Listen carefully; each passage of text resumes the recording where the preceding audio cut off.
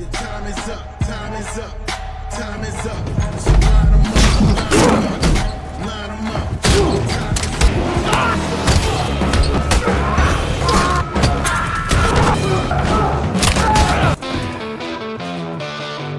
Jack Reacher அமெரிக்க ராணுவத்துல ஒரு முன்னாள் மிலிட்டரி போலீஸ் மேஜர், ஒரு கிரிமினல் இன்வெஸ்டிகேட்டர். எதையுமே துல்லியமா இன்வெஸ்டிகேட் பண்ணக்கூடியவன். புத்திசாலி மட்டும் கிடையாது, பயங்கர பலசாலி. அடிச்சா அடி விழாது, இடி விழுவும்.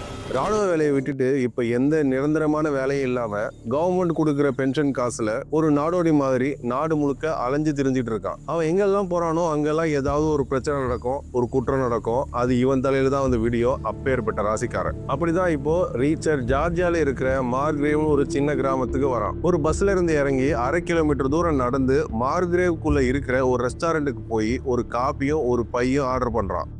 ஆனா முதல் வாய் எடுத்து வைக்கிறதுக்கு முன்னாடியே போலீஸ் தவிர துப்பாக்கி முனையில அரெஸ்ட் பண்றாங்க. ஸ்டேஷனுக்கு கூட்டு போறாங்க. போலீஸ் ஸ்டேஷன்ல சீஃப் போலீஸ் ஆஃபீஸர் கேரிசன் ரீச்சர் கிட்ட ஒத்துழைப்பு கொடுத்து அவனை நல்லபடியா விசாரிப்பேன், ரொம்ப தகராறு பண்ணனா அடிச்சு விசாரிப்பேன்னு மிரட்ட ஆரம்பிக்கிறான். அவன் கை சைஸுக்கு ஒரு கை விலங்கு இல்லாதால ஜிப் டைஸ் போட்டு கையை கட்டுறாங்க.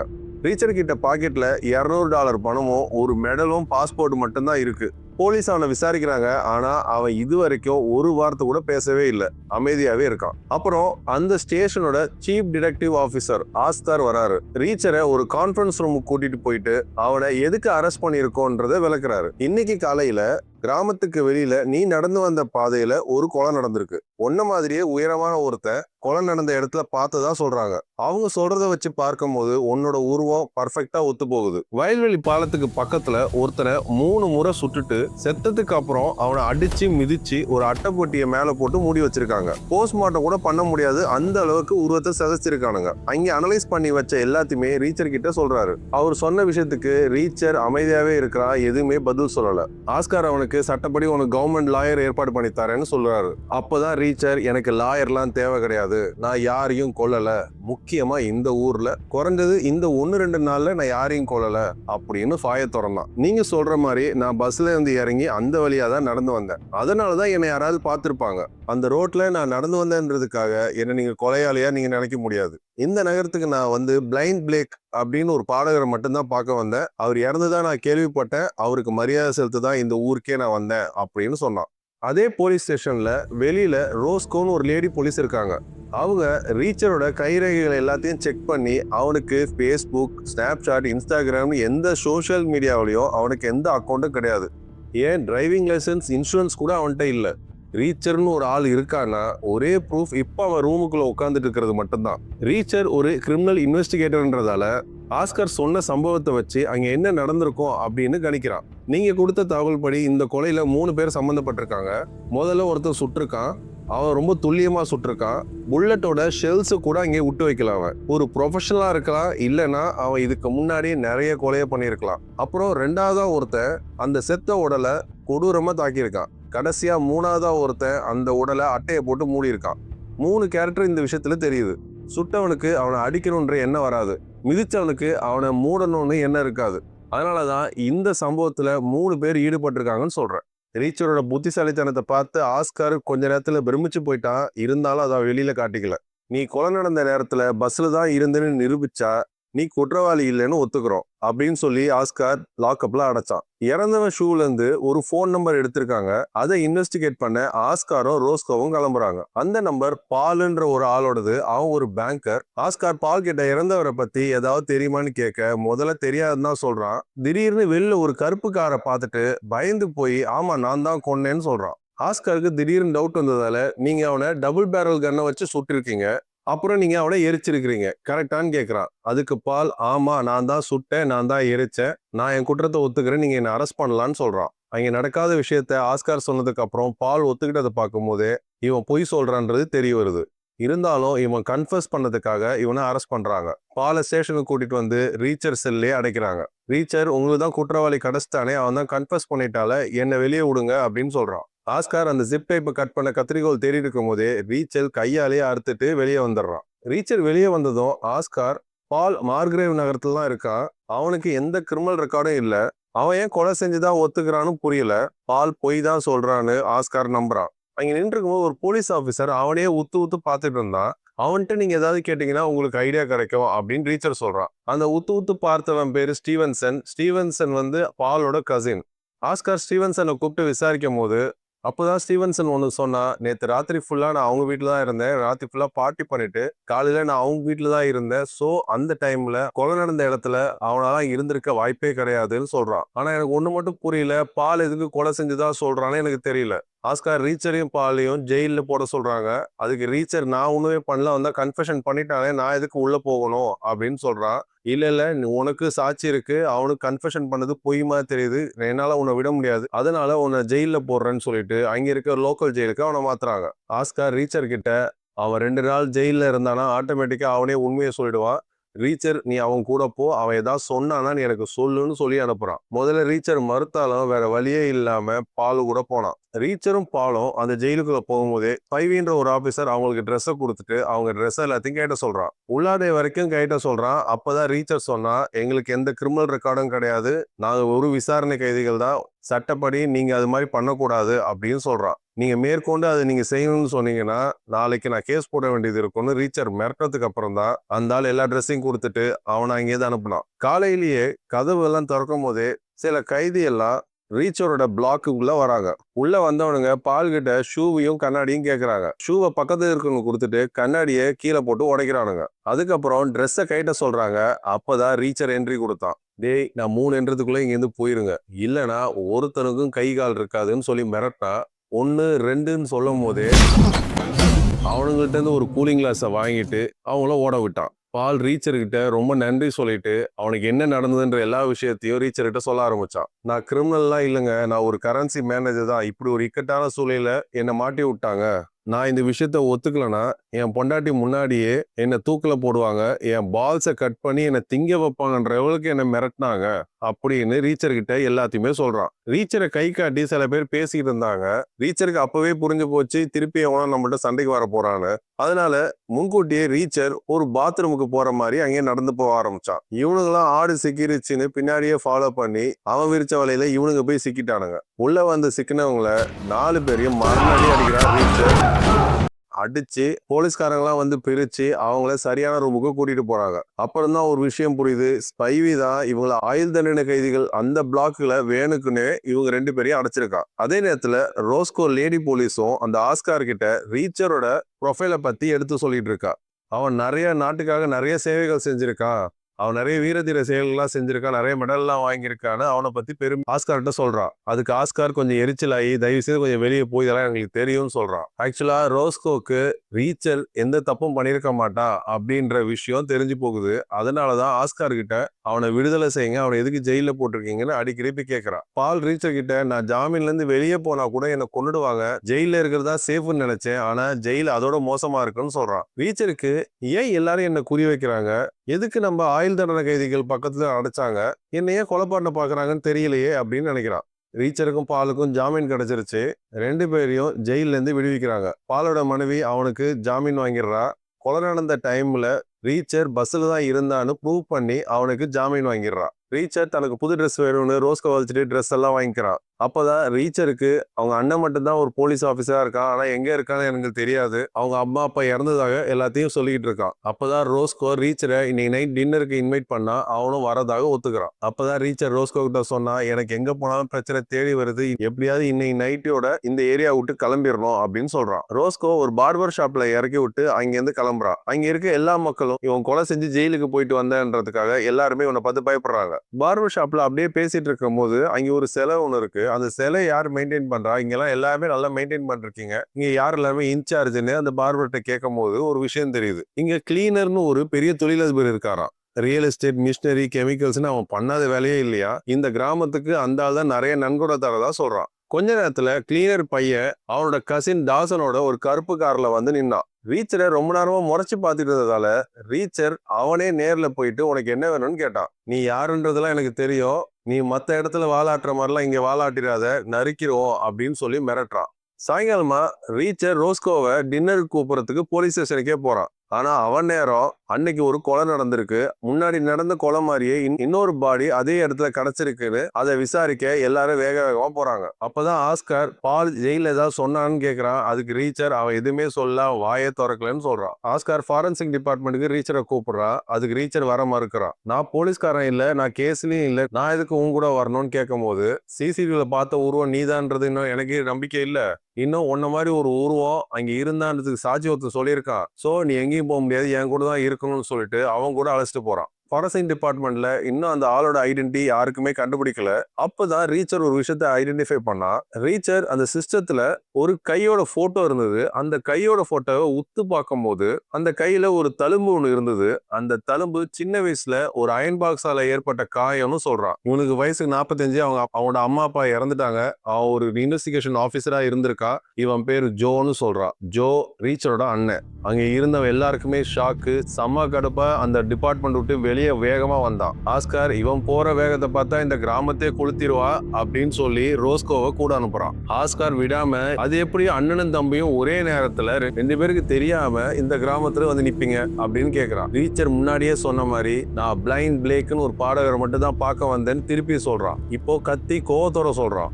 ஆஸ்கார் ரீச்சரை திருப்பியும் ஜெயில போட்டுருவேன்னு மிரட்ட ரீச்சர் கோவத்துல அவனை தள்ளி விடுறான். அப்ப ரோஸ்கோ தலையிட்டு ரீச்சரை கார்ல உட்கார சொல்றான். பின்னாடி ரீச்சர் சைலண்டா உட்கார்ந்துட்டு வந்துட்டு இருக்கும் போதே ரோஸ்கோ என்ன யோசிக்கிறேன்னு கேக்குறா.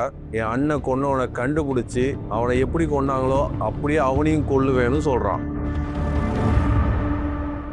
ஆஸ்கார் ரீச்சரை போலீஸ் ஸ்டேஷனுக்கு அழைச்சிட்டு போறான். ரீச்சர் அங்கிருந்து சிட்டிக்குள்ள போறதா சொல்லி அங்கிருந்து கோவமா கிளம்புறான். ஆஸ்கார் ரோஸ்கோவை பார்த்து ரீச்சரை நிறுத்து, இல்லனா அவன் இந்த கிராமத்தை நாசமாக்கிடுவான்னு எச்சரிக்கிறான். ரோஸ்கோ ரீச்சரை கார்ல ஃபாலோ பண்ண ஆரம்பிக்கிறான். ரோஸ்கோ ரீச்சரை ஃபாலோ பண்றதை அவன் தெரிஞ்சுக்கிட்டு காருக்கு முன்னாடி வந்து நிக்கிறான். என்னோட விசாரணையில நீ தலையிடாதுன்னு ரீச்சர் கத்துறான். ரோஸ்கோ நீங்க யாரை தேடுறீங்களோ அவங்கள தான் நாங்களும் தேடுறோம், வாங்க நம்ம 2 பேரும் சேர்ந்து வேலை செய்யலாம்னு சொல்லி அவனை சமாதானப்படுத்தி கார்ல ஏத்துறா. அப்புறம் அவங்க 2 பேரும் பாலோட வீட்டுக்கு போறாங்க. பாலோட மனைவி அவங்களோட காதல் கதை, காலேஜ் கதை, எங்க இருந்தாங்க போனாங்க வந்தாங்க எல்லாத்தையுமே சொல்லிக்கிட்டு இருக்கா. அப்ப அவங்களோட 2 டாட்டர்ஸையும் ரீச்சருக்கும் ரோஸ்கோக்கும் அறிமுகப்படுத்துறா. ஒருத்தி கண்ணாடி போட்டுட்டு இருக்கவ லூயி, இவ பேரு அப்படின்னு இன்ட்ரோடியூஸ் பண்ணிட்டு இருக்கும் போது ரீச்சருக்கு ஒரு சின்னதா ஒரு க்ளூ கிடைக்குது.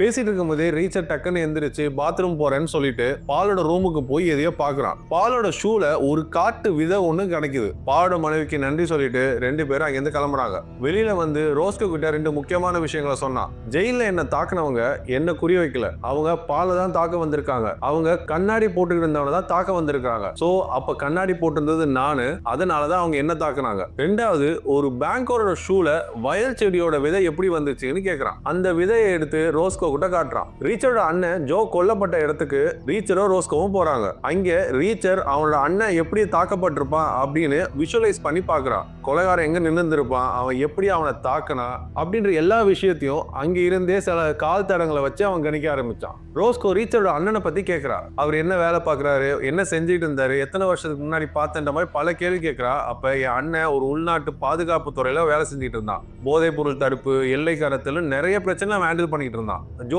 எதுல சம்பந்தப்பட்டிருந்திருப்பான் அப்படின்றது எனக்கே தெரியாதுன்னு ரீச்சர் சொல்றான். ப்ளூ பிளேக்கை பத்தி என்கிட்ட சொன்னது, அவரோட கடைசி பாட்டு மார்கிரேவ்ல தான் பாடினதா ஜோ என்கிட்ட சொன்னான். எப்பயாவது உனக்கு டைம் கிடைச்சா அந்த கிராமத்துக்கு நீ விஷ் பண்ணணும்னு அடிக்கடி என்கிட்ட சொல்லிட்டே இருப்பான். அதனால தான் ரீச்சர் டைம் கிடைக்கும் போது இந்த ஊருக்கு வந்தான். ஜோ சும்மா எதையுமே சொல்ல மாட்டான். அவன் சொன்னதுக்கு ஏதோ ஒரு காரணம் இருக்கும். இப்ப இந்த கிராமத்துக்கு நான் வந்த காரணம் எனக்கு தெரிஞ்சு போச்சு. ஜோ கொலைக்கு பழிக்கு பழி வாங்கணும்ன்றதுதான் என்னோட இப்போதைய டார்கெட் அப்படின்னு சொல்றான். அப்புறம் ரீச்சர் ரோஸ்கோவை வீட்டுக்கு போக சொல்லிட்டு இவன் மட்டும் தனியா எங்கேயோ நடந்து போனான். அதுக்கப்புறம் ஒரு ஹோட்டலுக்கு போனா, ஆனா ரோஸ்கோ வீட்டுக்கு போகாம ரீச்சரையே ஃபாலோ பண்ணிட்டு இருந்தா. ஹோட்டல் வாசல்லையே ஒரு கும்பல் ரீச்சரை சீண்டி பாக்குறானுங்க. அப்ப ரீச்சர் இங்க இருக்க 3 பேர் கையை நான் உடைச்சிருவேன் அப்படின்னு சொல்லும் போது அங்க இருக்கவங்க நான் 4 பேர் வந்திருக்கோம்னு சொல்றா.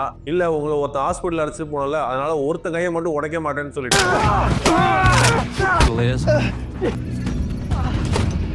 ரோஸ்கோ இது எல்லாத்தையுமே தூரத்துல இருந்து வாட்ச் பண்ணிட்டு இருக்கா. அன்னைக்கு ராத்திரி ஏதோ ஒரு வீட்டுக்குள்ள வெள்ளை ட்ரெஸ் போட்டுக்கிட்டு 4 பேர் ஒரு வீட்டுக்குள்ள போறாங்க. அடுத்த நாள் காலையில ரீச்சர் போலீஸ் ஸ்டேஷனுக்கு போய் அவனோட அண்ணனோட கேஸ் எந்த அளவுக்கு முன்னேற்றத்துல இருக்குன்னு பாக்குறதுக்கு போறான். ஆனா அங்கே போன அப்புறம் தான் அவனுக்கு விஷயம் தெரியுது, சீஃப் போலீஸ் ஆபீசர் மோரிசனை யாரோ போட்டு தள்ளிட்டானுங்கன்னு. சரி நானும் உன் கூட வரேன்னு சொல்லி ரோஸ்கோ கார்ல ஏறினா, எங்க நீ வர, நீ எல்லாம் வராதன்னு சொன்ன அப்புறம் நீ எப்படியும் நான் எங்க போனாலும் ஃபாலோ பண்ண போறேன், அப்ப நான் உன் கூடவே வரேன்னு சொல்லிட்டு ரீச்சர் ரோஸ்கோ கார்ல ஏறி உட்காந்துக்கிட்டான். ரோஸ்கோ ரீச்சரும் ஸ்பாட்டுக்கு போனதுக்கு அப்புறம் ஆஸ்கார் வெளியில தான் நின்றுட்டு இருந்தாரு. இந்த மாதிரி கொலையை நான் வாழ்க்கையில பார்த்ததே இல்லைன்னு ரொம்ப அதிர்ச்சியா பேசிக்கிட்டு இருந்தாரு. அதுக்கு ரீச்சர் என்ன அவனை செவுத்துல ஆணி அடிச்சு தொங்க விட்டுருக்காங்களான்னு கேட்கிறான். அவரை செவுத்துல தொங்க விட்டு அவரோட மனைவியை அதை பார்க்க வச்சிருக்காங்க, ரொம்ப கொடூரமா கொலை செஞ்சிருக்காங்க அப்படின்னு சொல்லிட்டு இருக்கும் போதே ஆஸ்கார் உனக்கு எப்படி தெரியும், நீ பார்க்காம எப்படி சொல்றேன்னு கேட்டான். அதுக்கு அவன் பதில் சொல்லாம கேரிசன் உடம்ப பார்த்துக்கிட்டு இருந்தான். அப்ப அங்க இருந்த ஃபாரன்சிக் டிபார்ட்மெண்ட் ஆளு, சார் பால்ஸை கூட கட் பண்ணிருக்காங்க சார், கட் பண்ணி அதையா சார் எடுத்துட்டு போறானுங்க அப்படின்னு அவன் சொல்லிட்டு இருக்கும் போதே அவன் வாயை செக் பண்ணுங்கன்னு ரீச்சர் சொன்னான். அங்க இருக்கவங்களுக்கு எல்லாருக்கும் ஷாக்கு, அந்த பால்ஸ் அவன் வாயில தான் இருந்தது. ஆஸ்கார் ரீச்சரை வெளியில அழைச்சிட்டு போய் உண்மையை சொல்லு, இதெல்லாம் உனக்கு எப்படி தெரியும்னு கேட்க பால் ஜெயில இருக்கும் போது இதே மாதிரி தான் இவனை மிரட்டினதாக என்கிட்ட சொன்னா, அதை வச்சுதான் சொன்னேன்னு சொல்றான். இப்ப சீஃப் போலீஸ் ஆபீசர் கேரிசன் இறந்து போயிட்டதால அங்க இருக்கிற மேயர் டீல்னு ஒருத்தன், அவன் தான் இப்ப சீஃப் போலீஸ் ஆபீசரா நியமிக்கப்படுறான். இந்த பதவி ஆக்சுவலா ஆஸ்காருக்கு தான் வரணும். ஆனா இந்த மேயர் அந்த தொழிலதிபர் கிளீனர்னு ஒருத்தனோட கையால அவரோட இன்ஃபுளுன்ஸால மட்டும்தான் இவன் இப்ப சீஃப் போலீஸ் ஆபீசரா வரான். ஆஸ்காரை அந்த மேயர் டீல ஒரு மீட்டிங்கு கூப்பிடுறா. அதனால அவர் அங்க போறாரு.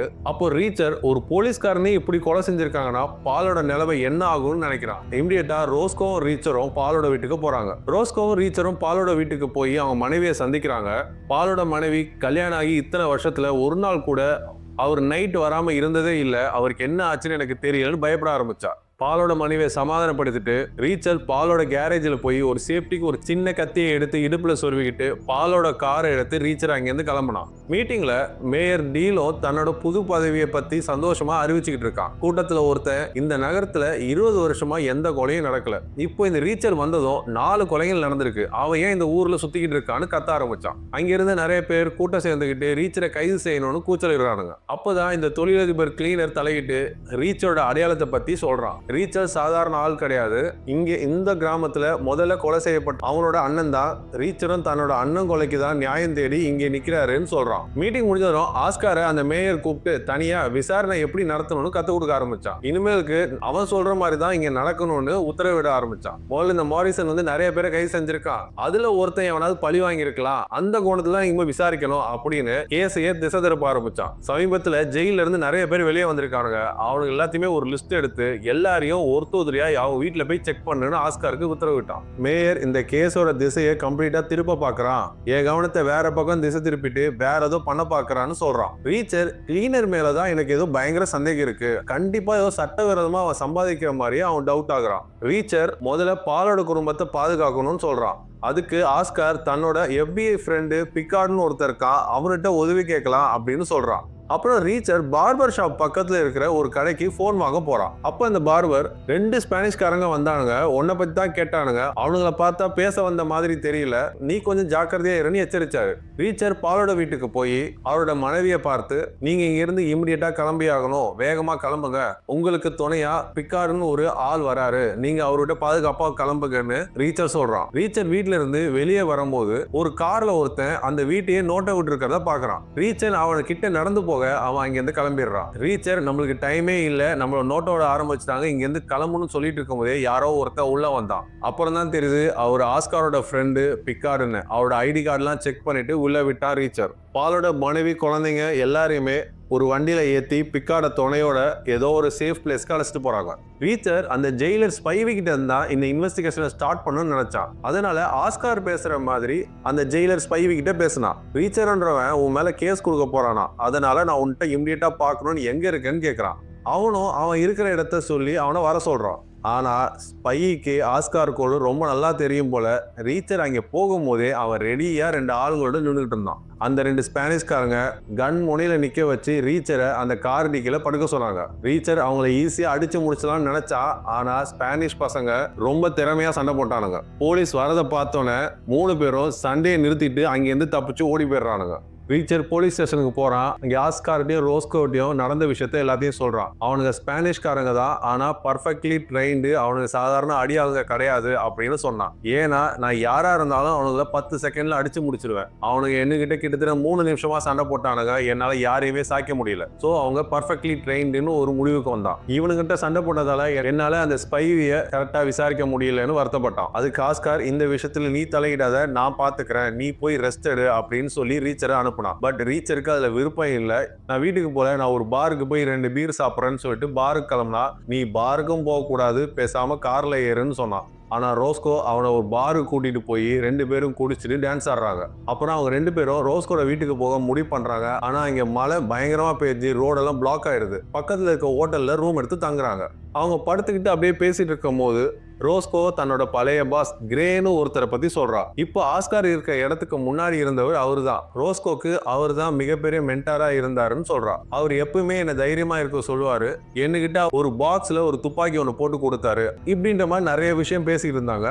அடுத்த நாள் காலை ரோஸ்கோ வீட்டுக்கு ரீச்சரா 2 பேரும் வராங்க. அப்ப கதவு திறந்து இருக்கிறத பார்த்து அவங்க 2 பேரும் ஷாக் ஆகுறாங்க. ரோஸ்கோ டக்குன்னு அவன் கார்ல இருந்த துப்பாக்கி எடுத்துக்கிட்டு அவன் வீட்டுக்குள்ள போறா. உள்ள போனதுக்கு அப்புறம் தான் தெரியுது யாரோ வீட்டுக்குள்ள வந்துட்டு போயிருக்காங்கன்னு. உள்ள யாருமே இல்லாதால உன்னை மறுபடியும் சந்திக்கிறேன்ற மாதிரி ஒரு மிரட்டல் மெசேஜை அங்கே எழுதி வச்சுட்டு போயிருக்கானுங்க. நிலைமை சூடாயிடுச்சுன்னு ரீச்சருக்கு புரிஞ்சிருச்சு. அதனால ரோஸ்கோ கிட்ட எனக்கு கண்டிப்பா இப்போ ஒரு துப்பாக்கி வேணும்னு கேட்குறான்.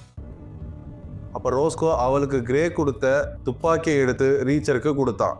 ரீச்சரும் ரோஸ்கோவும் ஆஸ்காரை பார்க்க போறாங்க. அப்ப ஆஸ்கர் ரொம்ப கோவத்துல நேத்து அவனை ரூம்ல போய் விட்டுட்டு வான்னு சொன்னா நீ எங்கேயோ போயிருக்க அப்படின்னு சொல்றதுக்கு, நேத்து நான் வீட்டுக்கு மட்டும் போயிருந்தேனா என்ன போட்டு தள்ளியிருப்பானுங்க அப்படின்னு சொல்லிட்டு நேத்து ராத்திரி என்னென்ன விஷயம் நடந்ததோ எல்லாத்தையுமே சொன்னான். அதுக்கப்புறம் 3 பேரும் ஃபாரன்சிக் லேபுக்கு போனாங்க. இந்த ஃபாரன்சிக் லேப் எக்ஸ்பர்ட்டோட பேரு ஜாஸ்பர். அந்த 2வதா கிடைச்ச பாடியோட பேரு பீட் ஜாப்லிங். அவன் ஒரு ட்ரக் டிரைவர். அவனுக்கு 43 வயசாவது. அவனுக்கு கல்யாணம் ஆயிடுச்சு. அட்லாண்டால ஒரு வீடு இருக்குன்னு நிறைய இன்ஃபர்மேஷன் சொல்லிட்டு இருந்தான். 2018 ஒரு தப்பான டிரைவிங் கேஸை தவிர்த்து அவன் மேல எந்த கிரிமினல் ரெக்கார்டும் இல்லைன்னு எல்லா விஷயத்தையும் சொன்னான். அந்த கேஸ் வந்து ஒரு பெரிய வக்கீல் அவனை வெளியே எடுத்திருக்காரு. சாதாரண ஒரு ட்ரக் டிரைவர் அவ்வளவு பெரிய லாயரை அஃபோர்ட் பண்ண முடியுமான்றது தான் இப்ப இருக்கிற கேள்வியே. அந்த லாயர் பத்தின டீடைல்ஸ் எல்லாம் எடுத்துக்கிட்டாங்க. அந்த நேரத்துல தான் ரோஸ்கோக்கு ஒரு கால் வந்துச்சு. மோலி பெத் அப்படின்றவங்க கால் பண்ணாங்க. அவங்க ஒரு சீக்ரெட் சர்வீஸ் ஆபீசர். அவங்க ரீச்சரோட அண்ணனான ஜோக்கு ஃப்ரெண்டு.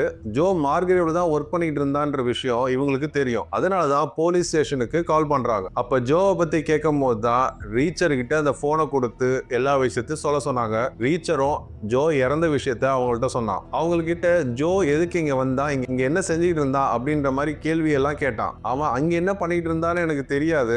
ஜோ கவுண்டர்ஃபிட் மணி, அதாவது கள்ள பணம் மோசடியை பத்தி டீல் பண்ணிட்டு இருந்தாருன்ற விஷயத்த சொல்றான். ரீச்சர் ஜோவோட ஃபைல்ஸ் ஏதாவது இருந்தா எனக்கு அனுப்ப முடியுமான்னு கேட்க, இன்னும் 2 நாள்ல உன்னை வந்து சந்திக்கிறேன்னு சொல்லிட்டு போனை கட் பண்ணான். அப்பதான் ஆஸ்கார் இந்த போலி நோட்டுக்காவே இத்தனை கொலை அப்படின்னு கேட்கறதுக்கு ரீச்சர் $20க்காவே இங்க கொலை பண்ணுவானுங்க, இதெல்லாம் பெரிய விஷயமே இல்லை அப்படின்னு சொல்றான். இந்த ஸ்பைவி பக்கத்து ஸ்டேட்ல தான் இருக்கான். அவன் வீடு நான் கண்டுபிடிச்சிட்டேன். நான் அவனை போய் சந்திக்கிறேன். நீ அந்த ட்ரக் டிரைவரை பத்தி விசாரின்னு சொல்லிட்டு ஆஸ்கார் அங்கே கிளம்புனான். ஸ்டீவன்சன், அதாவது பாலோட கசின், ரோஸ்கோவை நெருங்கி பாலும் அவனோட குடும்பத்தை பத்தி விஷயத்த கேட்கறாங்க. ஆனா ரோஸ்கோ எந்த விஷயத்தையுமே அவன்கிட்ட சொல்ல. ஏன்னா அவளுக்கு யாரை நம்புறதுன்றதே தெரியல. இங்கே ஆஸ்கார் ஸ்பைவியோட வீட்டுக்கு போயிடுறான். ஆனா பக்கத்து வீட்டுக்காரங்க சந்தேகப்பட்டு போலீஸுக்கு கால் பண்ணிடுறாங்க. ஆஸ்கார் உள்ள போய் ஸ்பைவியோட போனை செக் பண்றான். அப்ப கிளீனரோட ஆபீஸ்க்கு நிறைய வாட்டி அவன் கால் பண்ணியிருக்கிறது தெரிய வருது. இவன் செக் பண்ணிட்டு இருக்கும் போதே திடீர்னு 2 போலீஸ் ஆபீசர் பின்னாடி வந்து ஆஸ்காரை தலையிலேயே அடிச்சு திருடன்னு கைது செஞ்சிடறாங்க. ரீச்சர் அந்த ட்ரக் டிரைவரை பத்தி விசாரிக்கிறதுக்கு அந்த லாயர் ஆபீஸ்க்கே போயிடுறான். அப்ப அந்த கேஸோட டீடைல்ஸ் பத்தி கேட்கறான். ஆனா அவங்க யாரும் சாதாரணமா தரமாட்டாங்கன்றது அவனுக்கு தெரிஞ்சு போகுது. அதனால ரீச்சரோட ஸ்டைல்ல அந்த டாக்குமெண்ட்டை வாங்கிக்கிறான். ஆஸ்காரை ரோஸ்கோ தான் ஜாமீன்ல எடுக்கிறா.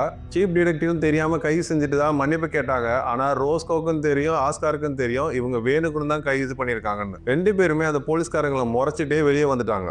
அப்புறம் எல்லாரும் ஒரு ரெஸ்டாரண்ட்ல சந்திக்கிறாங்க. கிளீனர் இண்டஸ்ட்ரியில தான் அந்த கேஸை வாதாடிக்காங்க. அவங்க தான் பே எல்லாம் பண்ணிருக்காங்க. அந்த ட்ரக்கோட ஓனரே கிளீனர் தான் அப்படின்ற இன்ஃபர்மேஷன் சொல்றான். ஸ்பைவி வீட்டுக்கு போகும்போது அவன் வீட்டுல இல்ல, அவன் எங்க தப்பிச்சு போயிட்டான். அந்த போன்ல டயல்டு கான்டாக்ட்ஸ்ல ஸ்பைவி நிறைய வாட்டி கிளீனருக்கு கால் பண்ணிருக்கான். சோ ஸ்பைவிக்கும் கிளீனருக்கும் ஏதோ கனெக்ட் இருக்குன்றத ஆஸ்கார் சொல்றான். சோ இந்த கேஸ் கிளீனர் இண்டஸ்ட்ரீஸ் பக்கம் தான் போகுதுன்றது 2 பேருக்குமே தெரிய வருது. இந்த ட்ரக்கை அவங்க போலி நோட்டு எல்லாம் கடத்துறதுக்காக யூஸ் பண்றாங்களா என்னமோன்னு 2 பேருமே டவுட் ஆகுறாங்க. ரீச்சர் ஆஸ்காரும் கிளீனரோட ஃபேக்டரிக்கே கிளம்புனாங்க. நிறைய கிலோ கணக்குல மாட்டு தீவனத்தை ஏத்துறதையும் இறக்குறதையும் நோட் பண்றான். ஆனா இந்த கிராமத்துக்கு இவ்வளவு மாட்டு தீவனம் தேவையில்லைன்னு அவன் நினைக்கிறான். ஆஸ்கார் கிளீனரை மீட் பண்ணி அந்த ஸ்பைவியை பத்தி உங்களுக்கு தெரியுமா, உங்க ஆபீஸ்க்கு பல வாட்டி கால் பண்ணியிருக்கான். பீட் ஜாப்லிங்ன்ற ஒரு ட்ரக் டிரைவர். அவன் உங்களுக்கு தான் ட்ரக் ஓட்டி இருக்கிறான். அவனுக்கு நிறைய செலவு நீங்க பண்ணிருக்கீங்க.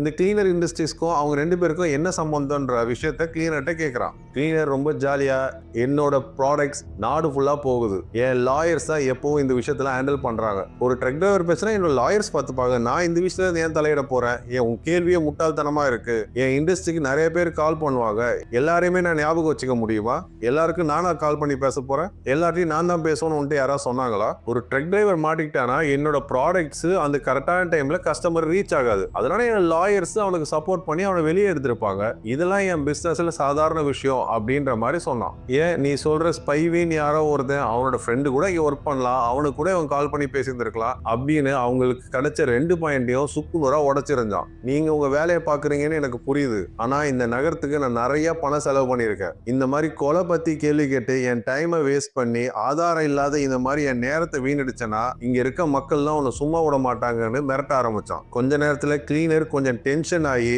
ஆஸ்காரோட இனத்தை பத்தி பேசி அவனை ட்ரிகர் பண்ண ஆரம்பிச்சான். என்ன ஃபாலோ பண்ணதை நீ நிறுத்திக்கோ, வேற ஏதாவது வேலை இருந்தா நீ போய் பாரு, தேவையில்லாம என் கம்பெனிக்குள்ள வந்து என்னையே நீ அக்யூஸ் பண்ற அப்படின்னு சொல்ற மாதிரி அவனை மிரட்ட ஆரம்பிச்சா.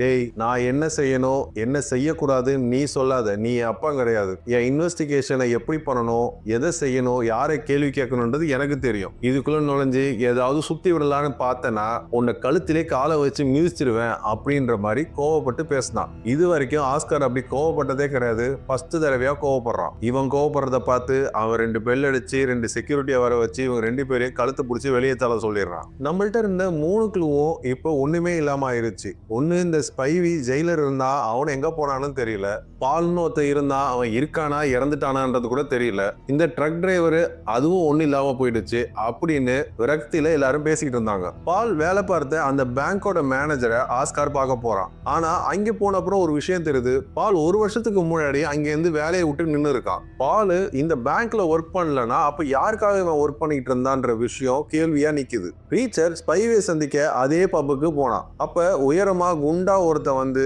எப்பா இங்கெல்லாம் நிக்காத, வேற ஏதாவது பாருக்கு போ அப்படின்னு அவனை மிரட்டினா. ரீச்சர் அவனை அடிச்சு துவம்சம் பண்ணி அப்புறம் ஸ்பைவி எங்க இருக்கான்றத கேட்டான். அப்ப ஸ்பைவி 2 ஸ்பானிஷ்காரங்க வந்தானுங்க, அவங்க கூட தான் கிளம்பி போனதா அவன் சொல்றான். ரீச்சர் தன்னோட கார்ல ஏறும் போது ஒரு கருப்பு காரு தன்னை பின்தொடர்றத பாக்குறான். அப்புறம் கார்ல இருந்து இறங்கி பார்க்குள்ள போய் கிச்சன்ல 2 கிளவுஸ் எடுத்துட்டு பாக்கெட்ல வச்சுட்டு வெளியே வரான். அதே ஸ்பானிஷ்காரனுங்க கருப்பு கார்ல அவனை ஃபாலோ பண்றானுங்க.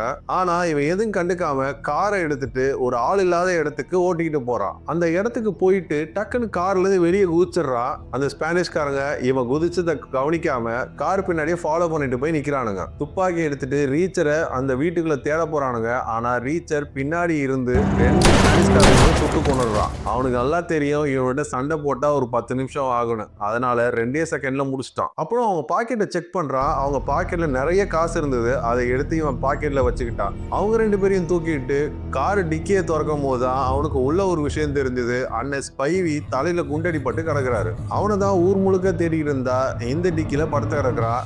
அவனோட சேர்ந்துட்டு இந்த ஸ்பானிஷ்காரங்களையும் அந்த டிக்கிக்குள்ள போட்டான். 2வது ஆளை உள்ள போடும் போது அவனுக்கு கால் தட்டுப்பட்டுச்சு. எந்த விதமா யோசிக்காம அந்த காலை 2ஆ உடைச்சு உள்ள அமுக்கி கார் டிக்கியை மூடினான். அப்புறம் ஆஸ்கார் கிட்ட இருந்து ஒரு கால் வருது. ஒரு உள்ளூர்வாசி ஒரு எரிஞ்ச காரை கண்டுபிடிச்சிருக்கான் அப்படின்னு சொல்லிட்டு அந்த இடத்துக்கு போறாங்க. எரிஞ்ச கார்ல இருக்க சேசிஸ் நம்பர்லாம் எடுத்து அது யாரோட காருன்றதை அனலைஸ் பண்ண சொன்னாங்க. இது ஜோவோட காரா கூட இருக்கலாம் அப்படின்னு சந்தேகப்படுறாங்க. அப்புறம் ஸ்பைவி இறந்துட்டான்ற விஷயத்தையும் 2 பேரையும் சுட்டு கொன்னான்ற விஷயத்தையும் ஆஸ்கார் கிட்ட சொல்றான். அப்ப ஆஸ்கார், நீ பாட்டு கொலை செஞ்சுட்டே போயிட்டே இருக்கேடா, இது எல்லாமே என் தலையில தான்டா வீடியோ, பார்த்து செய் அப்படின்னு ரீச்சர் கிட்ட சொல்றான். ரீச்சரும் ரோஸ்கோவும் அந்த ஸ்பானிஷ்காரங்களையும் அந்த ஸ்பைவியும் அவனுங்க காருக்குள்ளே போட்டு ஏர்போர்ட்ல நிறுத்திட்டு வந்துடலான்னு முடிவு பண்றாங்க. இந்த கார் வெளியில கிடைச்சுனா அது ஒரு ஸ்டேட் ப்ராப்ளம், அதுவே ஏர்போர்ட்ல கிடைச்சுனா அது சென்ட்ரல் ப்ராப்ளமா ஆயிடும்னு நினைக்கிறாங்க. அதனால ஏர்போர்ட்டுக்குள்ள போற அந்த என்ட்ரியில அந்த சிசிடிவி கேமராவை நோண்டி விட்டுறான் ரீச்சர். அதுல ஏதோ ப்ராப்ளம் நினைச்சிட்டு உள்ள இருக்க செக்யூரிட்டி அதை செக் பண்ண போகும்போது ரோஸ்கோவை செக் போஸ்ட்டை தாண்டி அனுப்பி விட்டுறான். உள்ள போய் காரை பார்க் பண்ணிட்டு அந்த ஃபிங்கர் பிரிண்ட்ஸ் எல்லாம் எல்லாத்தையுமே அழைச்சிட்டு ரொம்ப சேஃபா அதை மூடிட்டு வெளியில வரும்போது ஒரு ஜாகுவார் கார்ல இருந்து ஒரு நேம் போர்டை திருடிட்டு ரொம்ப கூலா வெளியே வந்துடுறா ரோஸ்கோ. அப்புறம் ஒரு பக்கத்துல இருக்க ஹோட்டலுக்கு போறாங்க. அப்ப அவங்க வெளியில அந்த கார் நிக்கும் போது ஏர்போர்ட்ல திருடின நேம் போர்டை அவங்க கார்ல மாட்டி விட்டுட்டு அந்த ஹோட்டலுக்குள்ள போறாங்க. சோ அவங்க இருக்கிற விஷயம் யாருக்கும் தெரியாதுன்னு ரீச்சர் நினைக்கிறான். ஹோட்டல் ரிசப்ஷனிஸ்ட் கிட்ட எங்களுக்கு 3வது மாடிக்கு மேல எங்களுக்கு ஒரு ரூம் வேணும் அப்படின்னு கேட்கறான். அப்ப இவன் இவன் நிறைய பணத்தை எடுத்து அதை ரிசப்ஷனிஸ்ட் கொடுக்கும் போது அப்ப ரோஸ்கா கேக்குறா, உனக்கு எதிரா இவ்வளவு பணம்னு, என்ன கொள்றதுக்கு நிறைய பணம் வாங்கியிருப்பாங்க, அந்த பணத்தை நான் எடுத்துக்கிட்டேன் அப்படின்னு சிரிச்சுக்கிட்டே சொல்றான். ரீச்சர் உள்ள போனதுக்கு அப்புறம் பெட்டை எல்லாத்தையும் மாத்தி மாத்தி போட்டான். கிளாஸ் பக்கத்துல நிக்காத, மேபி ஸ்னைப்பர் ஷாட் பண்ணலாம் அப்படின்ற மாதிரி ரொம்ப ஜாக்கிரதையா ஹேண்டில் பண்றான். அப்பதான் மோலிபத் அவனுக்கு கால் பண்ணி ஜோவோட ஃபைல்ஸ் எல்லாம் கிடைச்சிருச்சு, நாளைக்கு உன்னை ஏர்போர்ட்ல மீட் பண்றதா சொன்னான். அப்ப ரீச்சர் ஏர்போர்ட்ல மீட் பண்றதெல்லாம் ரொம்ப ரிஸ்க், நீ ஏர்போர்ட்ல இறங்கி மெட்ரோ ட்ரெயின் வழியா வா, ஒரு ஸ்டேஷன்ல உன்னை மீட் பண்றதா சொல்றான். ரீச்சரும் ரோஸ்கோவும் அந்த ட்ரக் டிரைவர் ஜாப்லிங் வீட்டுக்கு போறாங்க. அங்கே போகும்போது அவங்க அப்பா அம்மா தான் இருக்காங்க. அந்த ட்ரக் டிரைவர் ஜாப்லிங் அங்கே தங்குறது இல்லைன்னு அவங்க அப்பா அம்மா சொல்றாங்க. அவங்க பையன் இறந்த விஷயத்த அவங்களுக்கு சொல்லாமையே வெளியே வந்துடுறான். ரோஸ்கோ வெளியே வந்து ஏன்டா உண்மையை சொல்லுன்னு கேட்கறதுக்கு அவங்க ரொம்ப வருத்தப்படுவாங்க. அது இல்லாமல் எனக்கு டைம் கிடையாது, அதனால இப்போ நான் சொல்லலைன்னு சொல்லிட்டு வேகமாக கிளம்பி வந்துடுறான். அந்த மேயர் ஆஸ்காரை கூப்பிட்டு இன்னொரு வாட்டி கிளீனர் ஆஃபீஸில் போய் அவனை இன்வெஸ்டிகேட் பண்ணுறேன் நோட்டுறேன்னு ஏதாவது பண்ணனா அவன் வேலையே போயிடுன்னு மிரட்டி அனுப்புகிறான். அதே நேரத்தில் FBI ஏஜென்ட் அந்த பிகார்டு ஆஸ்காருக்கு கால் பண்ணி ஒரு இன்ஃபர்மேஷன் கிடைச்சிருக்கு, நான் அது உனக்கு தரணும்னு சொல்றான். அதுக்கு ஆஸ்கார் அவன் ஃப்ரெண்ட்ஸை அனுப்பி வைக்கிறதா சொல்றான். ரோஸ்கோவும் ரீச்சரும் அந்த ட்ரக் டிரைவர் ஜாப்லிங்கோட ஒய்ஃபை சந்திக்கிறாங்க. அந்த ட்ரக் டிரைவர் ஒய்ஃபுக்கு எந்த விதம் கவலையும் இருக்கிற மாதிரி தெரியல. அவ எனக்கு எந்த வருத்தமும் இல்லை, அவன் செத்தது நல்லதுதான், அவன் நிறைய சட்டவிரோதமா நிறைய விஷயம் பண்ணிட்டு இருந்தான், அவனை நிறுத்த சொல்லலான்னு பார்த்தேன், அவனே போட்டு தள்ளிட்டாங்கன்னா எனக்கு ரொம்ப சந்தோஷம், நான் இங்க இருக்க வேண்டிய அவசியமே இல்லை, இது எல்லாத்தையும் வித்துட்டு எங்க அம்மாவோட போய் செட்டில் ஆக போறேன் மாதிரி பேசிட்டு இருக்கா. இங்க இருக்க ஏர் கண்டிஷனர் டிரான்ஸ்போர்ட் பண்றது அவனோட வேலை, அந்த வேலைக்கு இவ்வளவு காசுலாம் வராதுன்னு அவ ஒய்ஃபே சொல்றா. அங்க அப்படியே பாக்குறாங்க, அவங்களுக்கு பெருசா எந்த க்ளூவும் கிடைக்காததால அங்க இருந்து கிளம்பிடுறாங்க. பிக்கார்டே இவங்க ரெண்டு பேரும் ஒரு இடத்துல சந்திக்கிறாங்க. பிக்கார்டு அந்த எரிஞ்ச காரை பத்திய டீடைல்ஸ் எல்லாத்தையுமே கொடுக்குறான். அந்த கார் வாடகைக்கு தான் எடுக்கப்பட்டிருக்கு, கிராண்ட் எல்லிங்ஸ்ன்ற பேர்ல பதிவு பண்ணப்பட்டிருக்கு. மார்க்ரோ கிராமத்துல ஒரு ஹோட்டல்ல இதே பேர்ல ஒரு ரூம் புக் பண்ணப்பட்டிருக்கு அப்படின்ற விஷயத்தையும் சொல்றான். அது கண்டிப்பா என் அண்ணனோட பேர் தான், இது நாங்க சின்ன வயசுல இந்த பேரெல்லாம் நாங்க பேசியிருக்கோம், கண்டிப்பா இது அவனோட பேர் தான், இந்த ஹோட்டலுக்கு போனா ஏதாவது விஷயம் கிடைக்கணும் ரீச்சர் நம்புறான். அந்த ஹோட்டலுக்கு போறாங்க. அந்த ரிசப்ஷனிஸ்ட கேட்கும் போது ரேன் எல்சிங் ஏதாவது மறந்துட்டு போயிட்டாரா அப்படின்னு கேட்கறான். அப்ப ஆமா ஒரு சூட்கேஸ் இருந்துச்சு, அது இப்ப 20 நிமிஷத்துல ஒருத்தன் இங்க இருந்து எடுத்துட்டு போயிட்டானே அப்படின்னு சொல்றான். அப்ப ரீச்சரும் ரோஸ்கோவுக்கும் ஒன்னும் பேச முடியாம வெளியே வந்துட்டாங்க. அப்ப ரீச்சருக்கு ஒரு ஐடியா வந்துச்சு. இப்ப ஒரு கனமான சூட்கேஸ ஓட்டல இருந்து தப்பிச்சு போக நினைக்கிறவங்க அந்த சூழ்நிலை வந்தா என்ன பண்ணுவாங்கன்னு நினைக்கிற அப்படின்னு சொன்னான். அவனுக்கு தேவையான விஷயத்தை எடுத்துக்கிட்டு சூட்கேஸை தூக்கி தானே போடுவாங்க அப்படின்னு நினைச்சு அந்த பக்கத்துல இந்த குப்பைத்தட்டி ஓபன் பண்ணி பாக்குறா. கோட்டு சூட்டோட அந்த சூட்கேஸும் கடந்தது. எங்க அண்ணனை பத்தி தெரியும், அவ்வளவு சாதாரணமாலாம் வச்சிட மாட்டான், கண்டிப்பா என் அண்ணன் புத்திசாலியா இல்லையான்னு இப்பயே தெரிஞ்சிரும்னு அந்த கோட்டை அப்படியே ஆராய்ச்சி பண்ணிட்டு பார்க்கும் போது அவன் நினைச்ச மாதிரியே அந்த கோட்டுக்குள்ள ஒரு பேப்பர் ஒன்று கிடைக்குது. அதை எடுத்து படிச்சுட்டே இருக்கும் போது தான் யாரோ அவங்க ரெண்டு பேரையும் சுட ஆரம்பிச்சாங்க. ரீச்சரும் ரோஸ்கோவும் பிரிஞ்சு ஓடுறாங்க. அவனுக்கு பின்னாடியே சுட்டுக்கிட்டே பின்னாடி ஓடி வராங்க. அதுல ரீச்சர் ஒருத்தனை கொன்னுடுறான். ஒருத்தன் ரீச்சரை சுட போகும்போது ரோஸ்கோ வந்து அவனை சுட்டு கொன்னுடுறான். ஆஸ்கார்கிட்ட இந்த விஷயத்த சொல்லும் போது நீ என்ன எவ்வளவு பாடிஸரா இது மாதிரி தூக்கி போடுவீங்க அப்படின்னு கடுப்பாகிறான். அப்ப ரோஸ்கோ பிக்கார்ட் சொன்ன விஷயம் மற்றவங்களுக்கு எப்படி தெரிஞ்சது அப்படின்ற மாதிரி கேள்வி கேட்கிறான். பிக்கார்டு உனக்கு கால் பண்ணும்போது பக்கத்துல யார் இருந்தா அப்படின்ற மாதிரி கேட்டாங்க. அப்ப ஸ்டீவன்சன் தான் பக்கத்துல இருந்தான், மேபி அவன் ஒட்டு கேட்டு வெளியே சொல்லியிருக்கலாம் அப்படின்னு ஆஸ்கார் சொல்றான். இந்த ஸ்டேஷன்ல யாரையுமே நம்ப முடியாது, யாரு வேணாலும் நம்மளுக்கு ஆப்போசிட்டா மாறலான்னு ஆஸ்கார் சொல்றான். ரோஸ்கோ ஆஸ்கார் எல்லாருமே ஒரு இடத்துல மீட் பண்றாங்க. அந்த பேப்பர்ல இருக்க டீடைல்ஸை பத்தி விசாரிக்கிறாங்க. அதுல அந்த ட்ரக் டிரைவரை பத்தி எழுதப்பட்டிருக்கு. அந்த கேரேஜை இவங்க ஏற்கனவே செக் பண்ணிட்டாங்க, அங்க வெறும் காலி பாக்ஸ் தான் கிடைச்சதே தவிர்த்து வேற எதுவுமே கிடைக்கல. அந்த பேப்பர்ல கிரே கிளீனர் ஃபைல்னு எழுதிருக்கு. அதுக்கப்புறம் அந்த நோட்ல இருக்க ஃபோன் நம்பர்ஸ்க்கு எல்லாத்துக்கும் கால் பண்றாங்க. அது வேற வேற ஸ்டேட்டு வேற வேற நகரத்துக்கு போகுது. அதுல இருக்க 3 பேரும் வேற வேற கான்ஃபரன்ஸ் விஷயமா வெளியூர் போயிட்டதால யாருமே உள்ளூர்ல இல்லைன்றது தெரிஞ்சுக்கிறாங்க. அவங்க வரத்துக்கு 3 நாள் ஆகுன்ற விஷயமும் தெரிஞ்சுக்கிறாங்க. அப்போ ரீச்சருக்கு ஒரு ஐடியா வருது. அந்த ஆபீஸுக்கு நேரா போறதுக்கு பதிலு மெப்பீஸ்ன்ற நகரத்துல ரீச்சரோட ஃப்ரெண்டு நீலின்னு ஒரு பொண்ணு இருக்கா. அவ ரீச்சர் கூட பல தடவை பல வேலை பார்த்திருக்கா. அதனால ரீச்சர் அவளுக்கு கால் பண்ணி ஹெல்ப் கேட்கறான். இந்த நம்பரை கொடுத்து நீ இன்வெஸ்டிகேஷன் பண்ணு அப்படின்னு மட்டும் தான் சொன்னா, அவ எல்லாத்தையும் பாத்துக்கிறதா அவளும் சொல்றா. இவங்க 3 பேருமே மோலிபத்தை பாக்குறதுக்கு ஒரு மெட்ரோ ஸ்டேஷனுக்கு போறாங்க. அந்த பிளாட்ஃபார்முக்கு அந்த வண்டி வந்த அப்புறம் மோலிபத் வெளியே வந்தாங்க. அவங்க எஸ்கலேட்டர்ல ஏற போறேன் அப்படின்னு கை காட்டிட்டு வராங்க. அவங்க 3 பேருமே அந்த எஸ்கலேட்டர்ல நின்று வெயிட் பண்ணிட்டு இருக்கும் போது மோலிபத் வரவே இல்லை. அப்புறம் அவங்களுக்கு டவுட் ஆகி டக்குன்னு ஆப்போசிட் எஸ்கலேட்டர்ல ரீச்சர் இறங்கி போய் பாக்குறான். அங்க மோலிபத் இல்ல. வேக வேகமா ஓடி போய் பாக்குறான். அவங்க கையில வச்சிருந்த ஒரு பிளாக் பேக் ட்ராக்ல கிடக்கு. அந்த ட்ராக்ல இறங்கி அந்த பேக்கை ஓபன் பண்ணி பார்க்கறான். பேக்ல ஒண்ணும் இல்ல. அந்த ட்ராக் ஓரமா ஓடி போய் பார்க்கறான். மோலி பெத்த யாரோ கத்தியால குத்தி வச்சிருக்காங்க. சாகுற நிலைமையில ரீச்சரை பார்த்து ஜோன்னு சொல்லிட்டு அவ அங்கேயே இறந்துடுறா.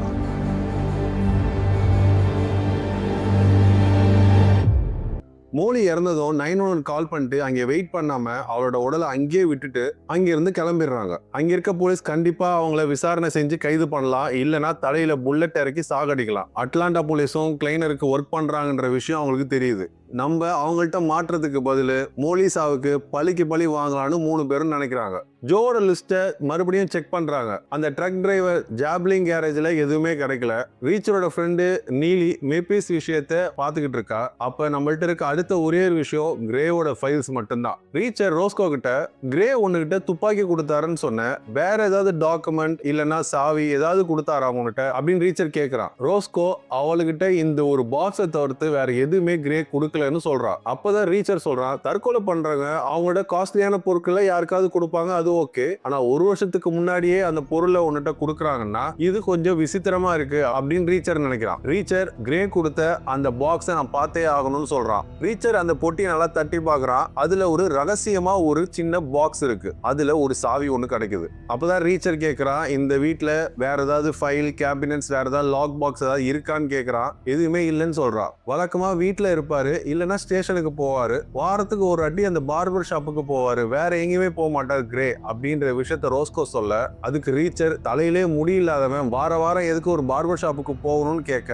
இமிடியேட்டா எல்லாருமே சேர்ந்து அந்த பார்பர் ஷாப்புக்கு போறாங்க. அந்த பார்பர்கிட்ட போய் கேட்ட உடனே, ஆமா என்கிட்ட ஒரு பாஸ் கொடுத்துட்டு போயிருக்காரு, என்னைக்காவது ரோஸ்கோ இதை பத்தி கேட்டாரா கொடுக்க சொன்னாரு அப்படின்னு சொல்லிட்டு ஒரு மூட்டையா நிறைய டாக்குமெண்ட்ஸ் கொடுத்தாரு. அந்த டாக்குமெண்ட்ஸ்ல கிளீனரோட அக்கௌண்டிங், டாக்ஸ் ரிட்டர்ன்ஸ், எங்க பொருள் வாங்குறான், என்ன பண்றான் அப்படின்ற டீடைல்ஸ் நிறைய இருக்கு. ஆனா இந்த டேட்டாவை வச்சுட்டு அவனை எதுவுமே பண்ண முடியாது. ஏன்னா எந்த ஒரு டாக்குமெண்ட்டும் அவன் கவுண்டர் ஃபிட், அதாவது கள்ள பணம் அடிக்கிறான்ற விஷயத்துக்கு நேரடியா எந்த டாக்குமெண்ட்டும் அதுல கிடைக்கல. அவனை அரெஸ்ட் பண்றதுக்கோ இல்லைன்னா அவன் மேல நம்ம கேஸ் போடுறதுக்கோ இன்னும் நிறைய ஆதாரம் தேவை அப்படின்னு நினைக்கிறாங்க. அப்பதான் ரோஸ்கோ கேட்கிறா, அவன் ஏன் மார்க்ரேவை சூஸ் பண்ணா? இங்கதான் டிஸ்ட்ரிபியூஷனுக்கு சரியான இடம். பழைய ஸ்டேட் ரோட் சிஸ்டம் இங்கதான் கிராஸ் ஆகுது. இங்க இருந்து கள்ளப்பணத்தை அனுப்புறதுக்கு கிளீனரோட ட்ரக் எல்லாம் பெடரல் இன்டர்ஸ்டேட்டை தவிர்க்கலாம். இங்க பிஸியான ஹைவேஸ் எதுவுமே கிடையாது. சோ போலீஸ் கெடுபடி இருக்காது. அது இல்லாம கோஸ்ட் ரீஜனுக்கு பக்கத்துல இருக்கு. அவனுக்கு இந்த இடம் தான் பணத்தை கைமாத்துறதுக்கு சரியான இடம் நினைச்சிருக்கான். மேபி வெனின்சோலால இருந்து பணம் அமெரிக்காவுக்குள்ள வரலாம். ஜோ ஏதோ பெரிய விஷயமா கண்டுபிடிச்சிருக்கான், அதனாலதான் ஜோவை போட்டு தள்ளி இருக்கானுங்க இப்படின்ற மாதிரி அவங்க யூகங்களை டிஸ்கஸ் பண்ணிட்டு இருந்தாங்க. அப்பதான் நீலி கால் பண்ணி ரீச்சரை ஒரு இடத்துக்கு வர சொல்றான். அங்கே போனதுக்கு அப்புறம் தான் நிறைய விஷயம் தெரிய வருது. அந்த லிஸ்ட்ல JWன்னு ஒரு ஆள் இருந்தவர், ஒரு EPA இன்ஸ்பெக்டர். அவரு செஸ்டர் நதியில கிளாரின் இண்டஸ்ட்ரீஸ் அப்படின்ற ஒரு கம்பெனி அங்க நிறைய கழிவுகளை ஆத்துல கொட்டி அந்த ஆறையே நாசம் பண்ணிருக்காங்க. அந்த ஆறு அசுத்தம் அடைஞ்சதுக்கு காரணம் அந்த கம்பெனி தான். இந்த கேஸ் தான் அந்த EPA இன்ஸ்பெக்டர் கண்டுபிடிச்சிருக்காரு. அந்த கம்பெனியை அதுக்கப்புறம் மூடி இருக்காங்க. அந்த கம்பெனியோட ஓனர் இப்ப இருக்கிற கிளீனர் இண்டஸ்ட்ரி, அவன் இந்த ஊரை மொத்தமா காலி பண்ணிட்டு தான் இப்ப ஜார்ஜியால மார்க்ரேவ் கிராமத்துக்கு வந்திருக்கான். அந்த இன்வெஸ்டிகேட்டர் வீட்டிலேயே சுட்டு கொல்லப்பட்டிருக்கான். ஆனா அவனை யாரோ வீட்டுக்குள்ள திருட வந்தவங்க கொன்னுட்டாங்கன்னு சொல்லி கேஸையே முடிச்சிருக்காங்க. அந்த கேஸை 2 FBI ஆபீசர்ஸ் டீல் பண்ணாங்க.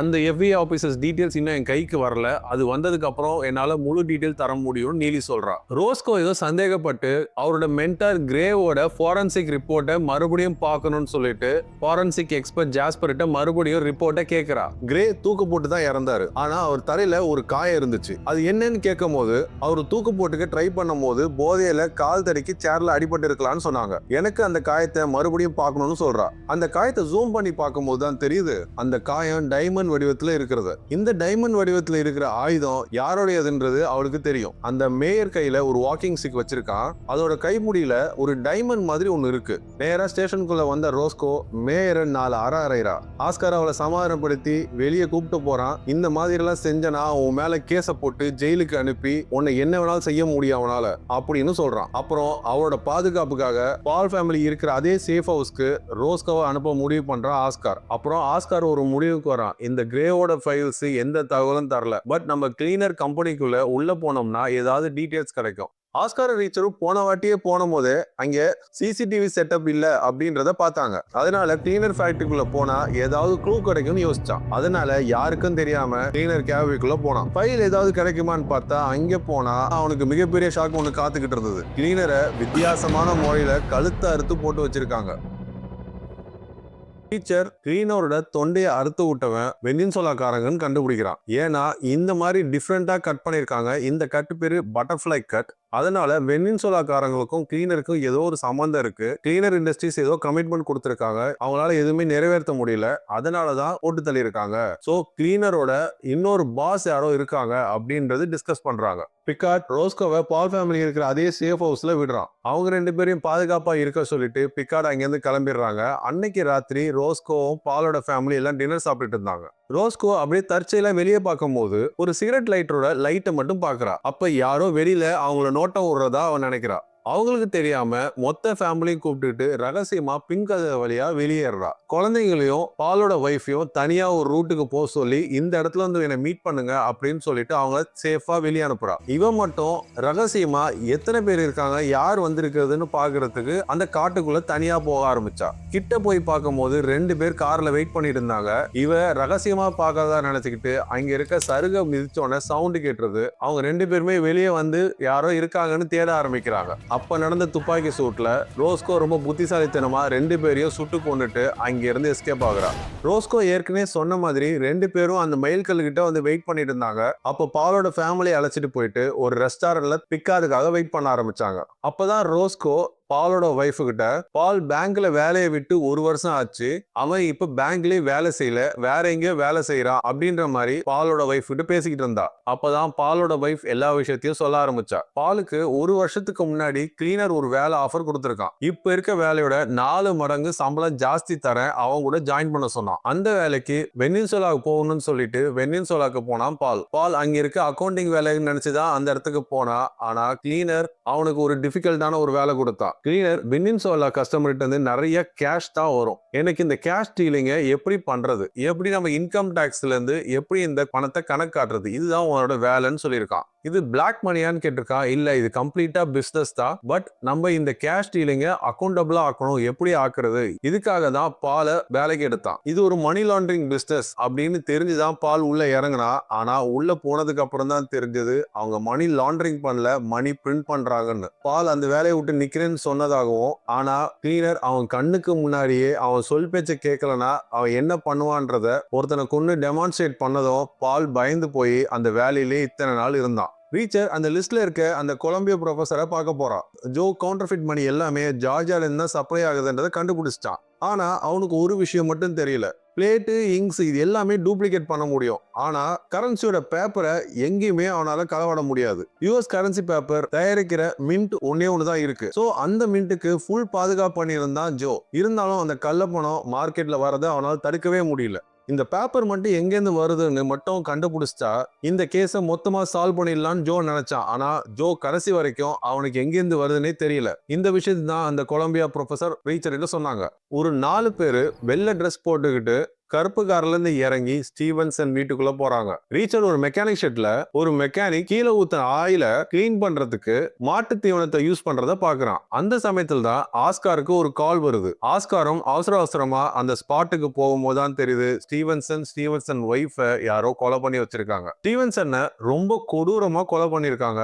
பாலோட ஃபேமிலி எங்க இருக்குன்னு கேட்டுதான் அவனை துன்புறுத்தி சாவடிச்சிருப்பாங்கன்னு ஆஸ்கார் நம்புறான். அப்பதான் ரீச்சர் பேக்கர்னு ஒரு போலீஸ்காரனை பாக்குறான். அவனும் அந்த ஸ்டேஷன்ல தான் ஒர்க் பண்றான். அவன் தான் இப்ப இருக்கிற கடைசி போலீஸ். அவனை அழைச்சிட்டு போயிட்டு ரீச்சர் அவனுக்கு ஸ்நாக்ஸ் எல்லாம் வாங்கி கொடுத்து அவன்கிட்ட ஜாலியா பேசிக்கிட்டு இருந்தான். அப்பதான் அவன்கிட்ட ஒரு விஷயம் சொன்னா, உன்னை பார்த்தா ரொம்ப நேர்மையான ஆளா இருக்க, உன்கிட்ட மட்டும் ஒரு விஷயம் சொல்றேன், எனக்கு இன்னைக்கு ராத்திரி பாலோட வீட்டுக்குள்ள போயிட்டு ஃபுல்லா அனலைஸ் பண்ணி அங்க நிறைய ப்ரூஃப் இருக்கு, அந்த ப்ரூஃப்ஸ் எல்லாம் நான் கலெக்ட் பண்ண போறேன், எனக்கு நிறைய விஷயம் தெரியும் அப்படின்ற மாதிரி பேசுறான். சரி, இந்த விஷயத்த நீ யாருக்கிட்டயுமே சொல்லாத, இப்ப எல்லாருமே கொண்டுட்டாங்க, உன்னை மட்டும் விட்டு வச்சிருக்காங்கன்னா நீ மட்டும் இந்த இடத்துல ரொம்ப நேர்மையா இருக்கேன்னு நினைக்கிறேன். கிளீனருக்கு யாரெல்லாம் வந்து சப்போர்ட் பண்ணலையோ அவங்களதான் போட்டு தள்ளுறான் இந்த கிளீனர் ஆளுங்க அப்படின்ற மாதிரி பேசினான். அப்பதான் அந்த பேக்கர், நீ சொல்றதெல்லாம் கரெக்ட் தான், உனக்கு ஏதாவது க்ளூ கிடைச்சா எனக்கு கண்டிப்பா சொல்லு, இன்னைக்கு ராத்திரியே மொத்தமா முடிச்சிடலாம் அப்படின்ற மாதிரி பேக்கர் சொன்னான். ரீச்சர் ஒரு கடைக்கு போய் அவனுக்கு தேவையான ஐட்டம்ஸ் நிறைய வாங்குறான். ஒரு ரேம்போ கத்தி அது ஒன்று வாங்குறான். நைட்டு பாலோட வீட்டுக்கு போறான். அங்க போய் டிவி ஆன் பண்ணி சவுண்டை ஜாஸ்தியா வைக்கிறான். பால் வீட்டுல எல்லாத்தையும் செட் பண்ணி வச்சுட்டு வேட்டைக்காக வெயிட் பண்ணிட்டு இருந்தான் ரீச்சர். அவன் நினைச்ச மாதிரியே ஒரு கார்ல அந்த கொலகார பசங்க வந்தானுங்க. வீட்டுக்கு வெளியே ஒரு புதருக்குள்ள ஒளிஞ்சுக்கிட்டு இருந்தா இவனுக்கு எல்லாம் வீட்டுக்குள்ள போனானுங்க. கார்ல மட்டும் ஒருத்தன் உட்காந்துட்டு இருந்தா அவனை போட்டு தள்ளிட்டு அங்கே கார்ல ஒரு டிம்மிட்டி படிச்சவன இன்னும் 2 பேர் வெளியே வந்தவன அவனுங்களை போட்டு தள்ளிட்டு அதுக்கப்புறம் உள்ள போயிட்டு ரொம்ப சுலபமா 2 பேரை கத்தியால குத்திடுறான். டீச்சர் எல்லாரையும் கொண்டுடுறான். தாசன் மட்டும்தான் மிச்சம் இருந்தான். அப்ப ஸ்விம்மிங் பூல்ல பெரிய ஃபைட் நடக்குது. கடைசியில ரீச்சர் அவனை கொன்னு அந்த ஸ்விம்மிங் பூல்லே தூக்கி போட்டு வந்துடுறான். அப்புறம் அவன் வீட்டுக்கு போய் அவன் முகத்தெல்லாம் கழுவும் போது திடீர்னு அவன் அண்ணனோட கையெழுத்து போட்டு அந்த சீட்டை பாக்குறான். அந்த சீட்ல இருக்க கையெழுத்தே அலைஞ்சு போயிருந்தது. அதை பார்த்ததுக்கு அப்புறம் தான் அவனுக்கு ஒரு மிகப்பெரிய க்ளூ ஒன்று கிடைச்சது. அதை சொல்றதுக்கு ரோஸ்கோக்கு கால் பண்ணான். ரீச்சர்ட் அண்ணன் எல்லா விஷயத்தையும் கண்டுபிடிச்சா அந்த பேப்பர் மட்டும் தான் எங்கேருந்து வருதுன்னு கண்டுபிடிக்காம இருந்தான். அமெரிக்கா கரன்சில ஒரு விசித்திரமான ஒரு விஷயம் இருக்கு. எல்லா சின்ன பெரிய நோட்டுகளுக்கும் ஒரே சைஸ் பேப்பர் தான். ஒரு நோட்ல இருந்து இங்க மட்டும் அழைச்சிட்டோம்னா அது ஒரு காலி பேப்பரா கிடைக்கும். பால் சின்ன பிசினஸ் பண்றவங்க இந்த கேசினோக்கள் சின்ன கடைகள்ல இருந்துலாம் $1 நோட்டை ஊர் ஃபுல்லா வாங்கியிருக்காங்க. அந்த நோட்டுகளை பல ஊர்ல இருந்து மார்கெட்டுக்கு கொண்டு வந்திருக்காங்க.